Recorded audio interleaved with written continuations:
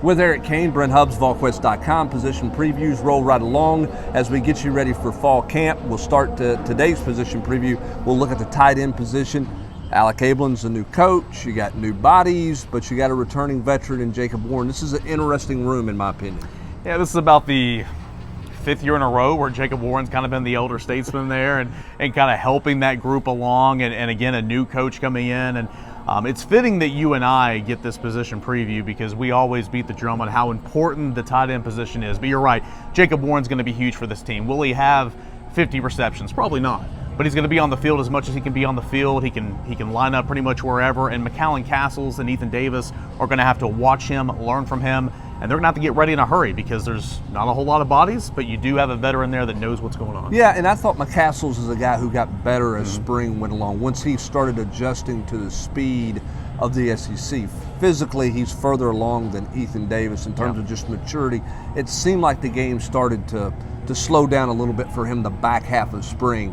It feels like maybe I feel better about him, I guess, at the end of spring than I did first week and a half, 2 weeks of spring. Yeah, me too. Anytime you get a new guy, whether it be a freshman or a transfer, to come in and actually take part in reps and you see what they kind of look like in this offense, it gives you a better feeling about it. But you heard some good things about him too. The thing with McCallan Castles and really Davis for that matter, it's the inline stuff. It's putting a hand in the dirt. It's the H-back stuff. It's the skinny slot, all that.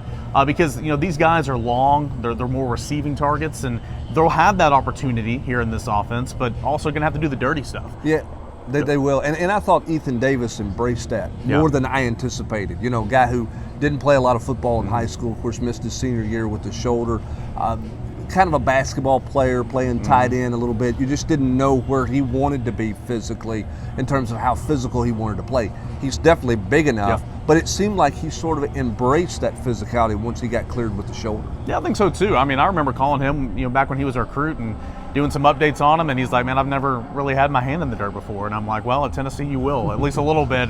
And I couldn't agree more. I think that he was excited to get out there and learn. And you saw a lot of one-on-one sessions with Alec Ablin and Davis this spring, and I think he embraced that. And so obviously he had the hiccup with the shoulder, injury, the collarbone injury there towards the end of the orange and white game, but looks like he's going to come back from that. And I'm excited to see what his role can be. But overall, back to the original point, I do think both of those guys, as you said, embrace the all-everything mantra that is a tight end at Tennessee. Yeah, and we'll see. Hunter Salmon's a walk-on who's played some. When Tennessee goes too tight, you would think he would factor into that. But when you look at this group, the biggest thing you take away is they have to stay healthy.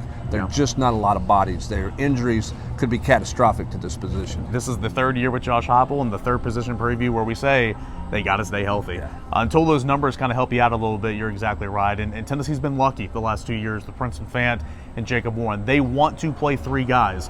I don't know if you're going to get there with 2 brand new guys this year, but on the goal line, they want to have 2 tight ends set and 1 in the backfield.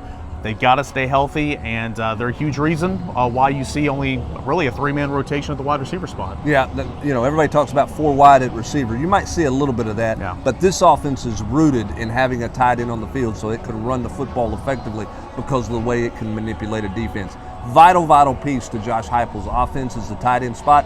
Starts with Jacob Warren and then a bunch of young guys transitioning and learning in this offense in a hurry. He is Eric Kane. I'm Brent Hubbs, Volquest.com.